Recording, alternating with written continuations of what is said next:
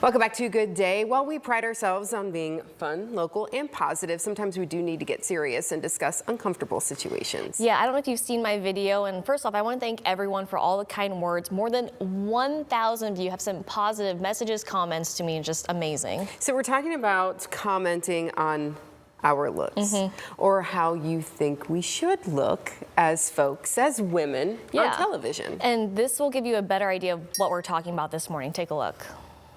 So I've been thinking about this for a while, and it's been in the back of my mind, and something we need to discuss. And that is women's appearances. Honestly, just appearances in general. Because I should not be getting messages from people calling me fat, asking if I'm pregnant, asking me when I'm due, telling me I need to go get weight loss surgery. That is not okay. And I know I'm not the only one. Here's the thing. I'm aware of my weight gain. I'm a human. I am a woman. I have organs. Things change. Our bodies change, not only day to day, but throughout the day. Please stop commenting on other people's appearances, because you know what? That's the first thing I think about when I wake up. That's the last thing I think about when I go to bed. It's all right. And this is just kind of some of the things that you don't see behind the scenes. Yeah. I mean, we've had a lot of changes here at WTOL, but I know people haven't liked it. We also think about ourselves personally as well, too. Like, we've been impacted by changes, and I've unfortunately gotten some mean messages just in the past few months alone. So I was kind of like, you know what? I'm done. I need to say something, because this is impacting me mentally as well, too. And the fact that so many people shared their story has been, I hate to say amazing, but it's been very eye-opening as well, too. At least we know we're not alone. But still, something does need to be said, I think, because, well, people feel like they have a reason to send us emails or to call us or to send us messages. So we wanted to bring in a clinical psychologist who's been targeted as well, Andrea Mata, joining us this morning. Hey, good to have you back. Good morning. Hello. Thanks so much for having me. Yes. So I think that is a big question that I always have when I get a message, when I hear about my colleagues getting messages, is why did that person think it was okay to send that? I think sometimes they think it's okay to send it, and other times I think they're just sending it out of pure emotion. Yeah. And so a lot of the times when I've received nasty emails along these lines where they're telling me I'm ugly, I'm fat, I need to lose weight, all of the things, they're sending it because they're having an emotional state and they just want to release it, and they think, okay, well, I'm going to release it on her, and then they just let me have it. But I think there are other times where they're commenting on it and maybe they're hoping to be helpful, or they just think that they should, and this is what we do in our society now because of social media, all of those things. Yeah, and I mean, we are in the public eye, and we understand that, but it's not impacting the way we're able to do our jobs. I think people kind of forget sometimes that we are humans too. We have family, we have friends. I had family and friends reach out to me, are you okay? Like, I am concerned for you. I'm okay. It's just sometimes you snap a little bit. It's like, I need help.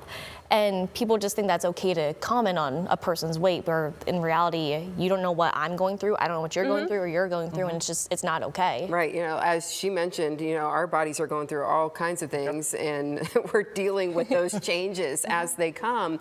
But you also mentioned social media.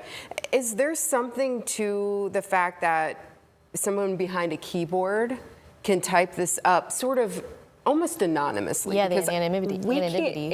We can't see them. We don't know who they are specifically. Is there something to that might make them want to send that? I think so, because a lot of the times they'll sometimes even create accounts just to reach out to people, just to troll people. And I think you can't see the impact that you are having, your words are having on the other person, I think it's easier. And the other thing with social media is, what's the penalty? Like there is Exactly. no penalty, there is no consequence. If someone wants to be a jerk on social media, there's no one for the most part, unless like we all start calling out all of the people that make negative comments to us. But then what's that doing to our mental health? Right. Yeah. Because then we're now just trying to, prevent others. So then a lot of the time I will just ignore it and leave their comments up. And if it gets obnoxious, then I'll block them. But I think there is something to that where they don't see the repercussions of their actions, and there's no penalty or consequence for it. Can we tell folks maybe, hey, pause, take a beat, like, yeah, maybe you do get fired up and you do get emotional like you mentioned, and I feel like I just need to get this out there and put it on someone. Do you have any suggestions for maybe how people can go about doing that a little differently so that, yeah, we aren't just like hurting people's feelings, maybe even unnecessarily? So I call it the Abraham Lincoln technique. And so it was Abraham Lincoln when he was president, and he would get like fired up and like angry and like emotional about something. He would actually write a letter out with all of his emotions, all of his thoughts about the person, and then he would throw it away.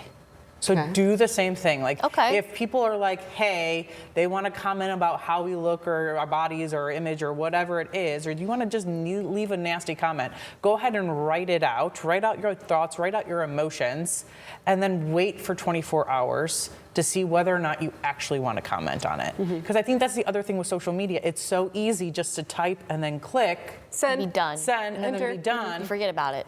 And then then maybe the remorse comes, and then it's like, oh, well, it's probably already been seen, and they could delete it, but then that would actually take some self-awareness that what they did was probably not in the best interest of all parties. And kind of flipping it to the other side of people who have been, verbally abused because of these online social media trolls.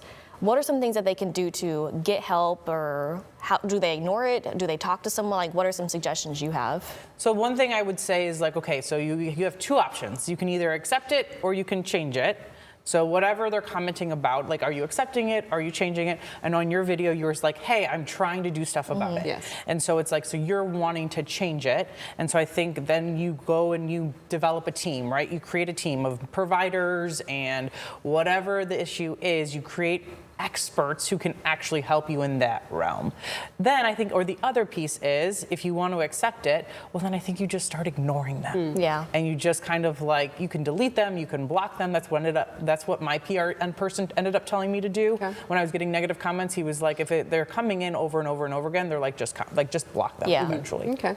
And overall, though, I think that when it comes to body positivity, we all kind of struggle with that. So how would you suggest that we do find beauty in ourselves, or be more confident or comfortable in our own skin? So I think one thing you can do is like whatever body part you don't like the most, it's like, okay, how has that body part served you well? So a lot of the times, like when I look at my pouch, I'm like, okay, I have a pouch, but I also had twins, and I had a second child on top of that. My body did that. No, my body did that. My pouch allowed that to happen. And so like now, yes, I want to get rid of it. And so I'm taking moves and taking steps to do that. But at the same time, I need to honor that as I'm working towards changing. That's and I think about that too, all the things that we've been through in our lives, in our careers, and then you're like, well, you know what? Yeah. And that's one thing I did that. mention in my videos, like, I know I'm beautiful, you're beautiful, you're beautiful. Like, we're all beautiful in our own little ways, and we can't forget that we are you, and I'm never gonna be you or you, and that's the thing, you have to honor your body and honor yourself physically and mentally, because no one is going to ever be you. And you might say, well, I hate this about myself. Well, the next person is saying, well, I actually think I'd rather that than what you know. Yeah. So I think we're all so critical and of ourselves, and maybe of others too. But maybe we can pause and take a beat and just recognize that words do hurt. But also, if we get those words sent to us, we can choose to either ignore it or do something about it. Right. So I think it's just a message that we wanted to touch on today, because we know that we're not alone. Yeah, the big message I want to take away from this is be kind to others, but be kind to yourself as well too. I mean, it's just very important for everyone just to stay kind. Yeah. Well, thank you for the tips. Thank you. I and appreciate the it. constructive. We have somewhere to go here with this, so we appreciate that. No Thanks for problem. being Thank you. here I think today. just human decency. Yeah. How about it? It's sometimes hard to remember that. It is. All right. Thanks Thank for being here. Good to you. see you.